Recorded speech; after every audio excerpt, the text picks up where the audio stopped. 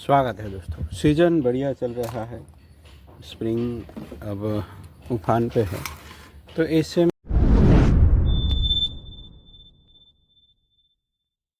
में आपको अपने प्लांट का ग्रोथ पे ध्यान रखना है।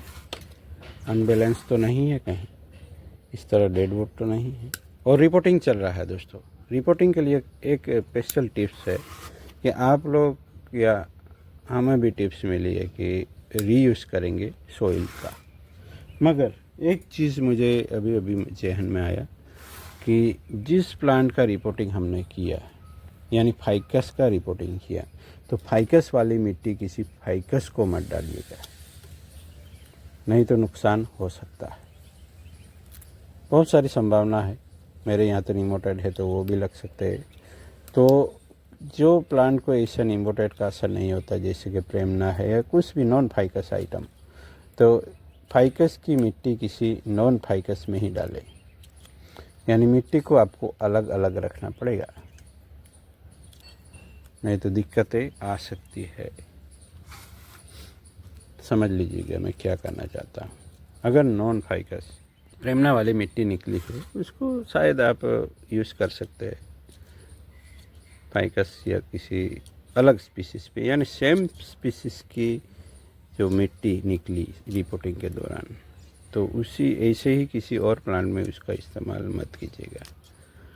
तो अलग अलग रखना है सॉइल जो निकलती है या हम डिस्कार्ड करते हैं। अगर सब्ज़ी वगैरह में इस्तेमाल करना है तो फिर इसमें मिट्टी का अनुपात ज़्यादा करना पड़ेगा। बोनसाई सॉइल नहीं काम आएगी वेजिटेबल कल्टीवेशन में। तो उन सब बातों का ध्यान रखेंगे तो आप मिट्टी का रीयूज़ अच्छे से कर पाएंगे।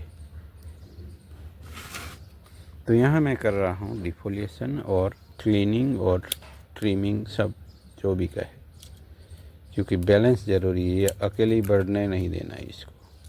तो स्प्रिंग में हम तरीके से ट्रिमिंग कर सकते हैं, यानी हमें गारंटी है कि न्यू शूट्स आएंगे ही आएंगे।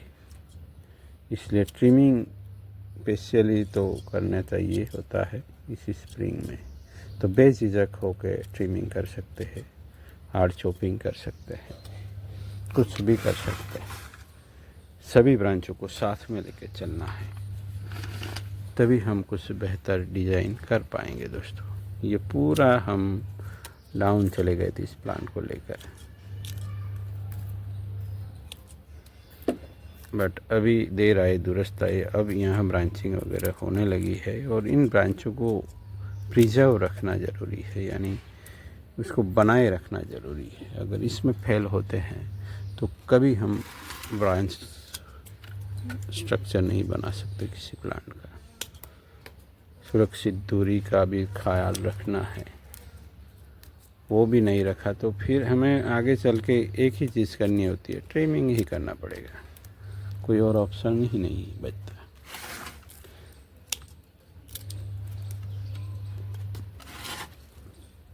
ये इतनी लंबी रख के क्या करेंगे, उसको यहाँ से कर दिया। तो रिडक्शन भी ज़रूरी है उसकी प्लेसमेंट के हिसाब से।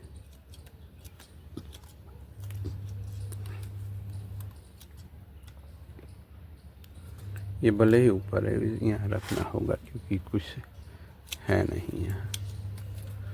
तो कौन सी ब्रांच रखनी है नहीं रखनी है वो सब तो क्लियर हो ही गया होगा दोस्तों। तो उम्मीद है जो कंटिन्यू बने रहे वो अब उसके पास एक बोनसाई जैसा देखने वाला प्लांट तो होना ही चाहिए। नहीं हुआ है तो कोशिश कीजिए दोस्तों। ऐसा नहीं है कि सबसे हो गया। किसी को अब भी बोनसाई जैसे दिखने वाले प्लांट नहीं बना सके हैं तो वीडियो पूरा देखने की कोशिश कीजिए। कुछ लोग को लगता है, शुरू में ऐसा लगता है कि हमें तो सब आ गया, अब वीडियो देखने की क्या ज़रूरत है, तो वहीं आप गलती कर देते हैं दोस्तों। तभी आपका सीखना स्टार्ट होता है जब आपको लगे कि मुझे सब कुछ आ गया। तो ऐसी चीज़ें सामने आने लगेगी जो आपने कभी सोची भी नहीं थी, क्योंकि वो आपने कभी सीखी ही नहीं थी जो सीखनी ज़रूरी थी।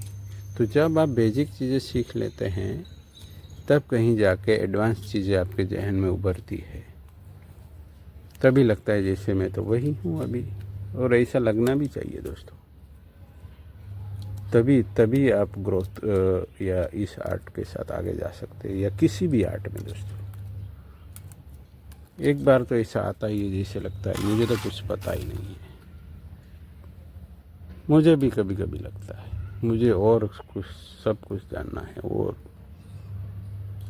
तो मैं तो ऐसा मानता ही नहीं कि मुझे सब कुछ आ गया है, क्योंकि नहीं आया है।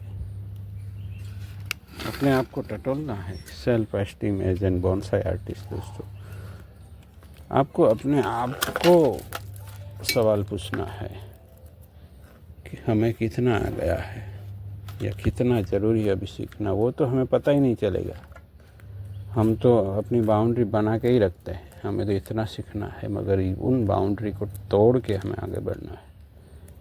जब भी लगे कुछ नहीं करना है तभी कुछ करने का,